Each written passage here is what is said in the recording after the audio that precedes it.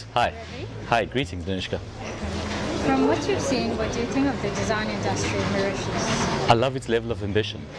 I can feel that as I'm here and as I talk to people, and they are extremely positive about how they could grow beyond servicing customers in Mauritius, but actually having a global ambition, which is wonderful. And given what I see is happening here in terms of your infrastructure, with broadband, with having the kind of technological platform in order to be able to do this, you match that with a great skill set, you match that with greater connectivity internationally. There's absolutely no reason why Mauritius, as I'm seeing happening in my own city of Cape Town, cannot become a global creative outsourced hub. So the way I try to advocate that in my country is, could we be to creative services what India is to IT? So much of the IT back end is outsourced to India, call centers and so on. Could we do that for creativity? And clearly in my country, I'm not talking to you as this being a speculative reality. It's happening. So there's an agency in Johannesburg that just redesigned Qatar, the country, national branding. That same agency just redesigned the look and feel for Michelin. There's a company in Cape Town called Triggerfish. They've done, over the last 2 years, the annual Christmas special on the BBC, animation special. This year it was Roald Dahl's Revolting Rhymes. The previous year it was The Stickman. And so more and more. And there's an architectural practice in Durban that designed the National Football Stadium in Slovenia. So there's a prospect of us being a wonderful, globally relevant creative services hub, and where we can make the brochureware, the websites, the adverts, the logos, the content for the world. So I think there's an expanded scope, and I'm feeling that here, that there's a sense of that kind of ambition for Mauritius to be there. Already you're doing textiles and clothing for the world, but why not design? That would be great. Yep. The development of talent. So Africa has not got a great reputation historically in terms of human capital development. That's been our problem, because we've got such an embarrassment of riches that's lying in the earth. So we've been very much an extractive kind of economy, where we think that the value is to be extracted from the earth. But now the value is to be extracted from between your ears.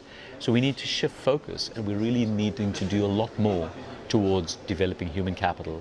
And that means upskilling, that means training, that means skilling, and that means preparing people for the tumultuous changes that are happening in the economy, some seismic changes, in terms of what's going on, particularly with the digitization of the world, with things like artificial intelligence, with new technologies like blockchain.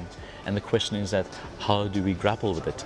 And the only way to grapple with it is to really have a larger toolkit, and to really be more adept and skilled in being able to face and be more of a hybrid in being able to countenance and take on the future. So I think what's really nice about this platform is that we must make a commitment to lifelong learning. Learning is not an event. It doesn't happen once at the start of a career. It has to happen through your career. And it's very mature and pragmatic for people to come around like this and share best practice, and to learn from each other from around the world. And this peer-to-peer learning is wonderful. It becomes a rising tide that lifts all ships. So I think a fundamental component of becoming competitive in the world, if we want to compete tomorrow, we need to collaborate today.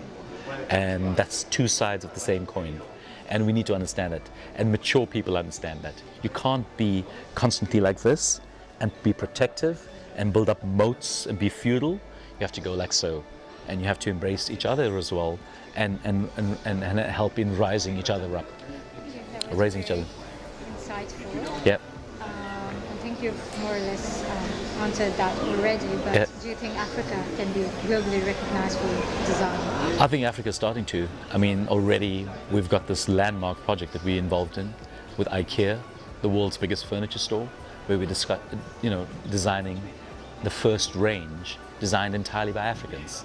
So it's be designed by Africans, lots of it will be made in Africa, and you know, so we haven't really been part of this global material economy, and it's going to be quite interesting. So there you have designers from Dakar, Senegal, and Kigali, Rwanda, and Nairobi, and Cape Town, and Cairo, and it's fantastic. And I think it's going to make the world sit up and take notice, because they're coming to it with such freshness, with such a unique perspective, and we're seeing more of it. And in a way, I've talked to you about outsourcing that's already happening into Johannesburg and to Cape Town. I think the world's ready for it, and you know, we've got immense human capital in Africa. We've got immense potential, and it's up to us to be able to grasp that and to have big, hairy, audacious goals to achieve that. And we aren't any more receptacles to be filled. We're not about aid in Africa. We really can be producers for the world, and so we're wanting to be not receptacles to be filled, but we want to be producers for the world. That was wonderful. Yeah, thank you.